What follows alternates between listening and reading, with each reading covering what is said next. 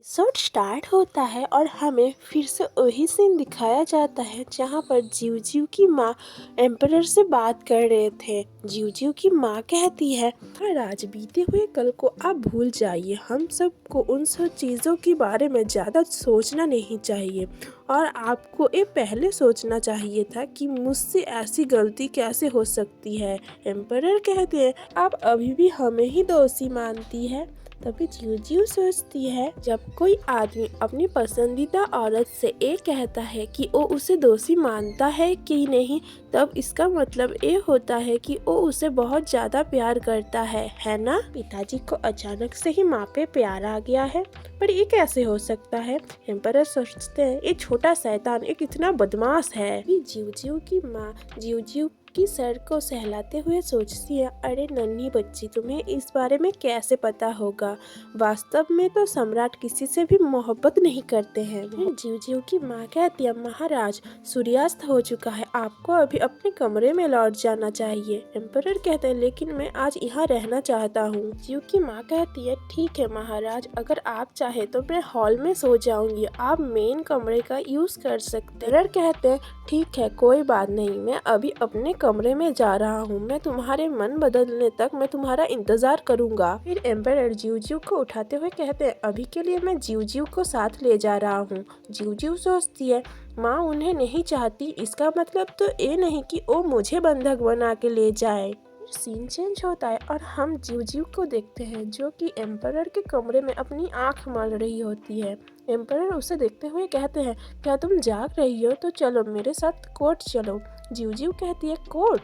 Emperor करते हैं, हाँ चलो। फिर हमें शाही कोर्ट का सीन दिखाया जाता है जहाँ पर एम्परर बैठ के सोच रहे होते हैं, मुझे सबको एक खुशखबरी देनी चाहिए कि मेरी एक प्यारी सी बेटी है जो कि दुनिया में सबसे ज्यादा खूबसूरत और प्यारी है, जो कि एकदम मासूम है। दरबारी आपस में बात कर रहे होते हैं, 18वें राजकुमारी तो बहुत ज्यादा प्यारी है, वो तो बिल्कुल महाराज की तरह दिखती है। फिर हम एक कैदी को देखते हैं जिसका नाम बताया जाता है जनरल झो ये, जो कि है एक सेनापति। से देखते हुए एम्परर कहते हैं, आपको दूसरे राज्य के विरुद्ध एक के बाद एक हार का मुंह देखना पड़ा है। आप कहिए, आपको इस काम के लिए आपको क्या सजा देना चाहिए। जनरल झो कहता है, मैं मौत का हकदार हूँ सम्राट।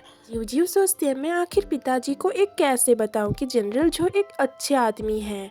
वो युद्ध उपपत्नी वेई की वजह से ही हारे और इसके अलावा उनके ऊपर काला जादू भी किया गया है। उन्होंने ये सब जानबूझ के बिल्कुल भी नहीं किया, वो अपने देश के लिए वफादार है। इसके अलावा उन्होंने जंग में अपनी एक बेटी और 3 बेटे को भी खो दिया और उनकी पत्नी को दूसरे राज्य ने बंदी बना लिया था और इस वजह से उन्हें अपने हाथों से ही उनको मारना पड़ा था। लेकिन उन्होंने कभी भी इन बातों का जिक्र नहीं किया। का पूरा परिवार जंग में खत्म हो गया, फिर भी वो सजा के लिए तैयार है। पिताजी को इसके बारे में सोचना चाहिए। एम्परर जीव के सर पे हाथ रखते हुए सोचते हैं, अगर जीव ने कभी इसका जिक्र नहीं किया होता तो मैं इसको बेवजह ही सजा दे देता। तभी कुछ दरबारी कहते हैं, महाराज युद्ध से पहले जनरल झो एक अच्छे सेनापति थे, हालांकि युद्ध के दौरान उनका प्रदर्शन इतना अच्छा नहीं था। हमें लगता है कि उनके मन में देशद्रोह हो सकता है। महाराज, हम किसी देशद्रोह को अपने राज्य में नहीं रख सकते, आप उनके साथ भी वही कीजिए जो आपने उपपत्नी वेई के साथ किया था। वे जीव सोचते, उफ, ये दरबारी ये हमेशा पिताजी को हथियारे बनाने के पीछे ही क्यों लगे रहते हैं। क्या ये पिताजी की परेशानी कम नहीं कर सकते। अगर जनरल झू की मौत हो जाती है तो जनरल का पद खाली हो जाएगा और सैनी में भी इसका फर्क पड़ेगा। अगर ऐसा ही चलता रहा तो दक्षिणी राज्य खत्म हो जाएगा। हे भगवान, काश पिताजी को इसका समझ आ जाए और पिताजी जनरल झो को छोड़ दे। और तभी एम्परर जीव से कहते हैं, जीव ठीक से बैठो, मैं इन्हें संभाल लूंगा। तभी एम्परर सैन्य प्रमुख और न्याय प्रमुख इन दोनों से कहते हैं, आप दोनों जनरल झो के बारे में पूरी जानकारी फिर से देखिए और मुझे बताइए, मैं इसके बाद ही अपना फैसला सुनाऊंगा। फिलहाल के लिए उन्हें हिरासत में रखा जाता है और शाही वैद्य से कहो आके उनका इलाज करे।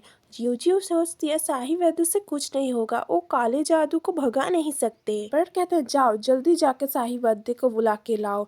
जीव सोचती है पिताजी तो कितने अच्छे हैं, वो किताब के डरावने राजा की तरह तो बिल्कुल भी नहीं है, वो तो बहुत ज़्यादा अच्छे हैं। और वो उन्हें एक किस करती है।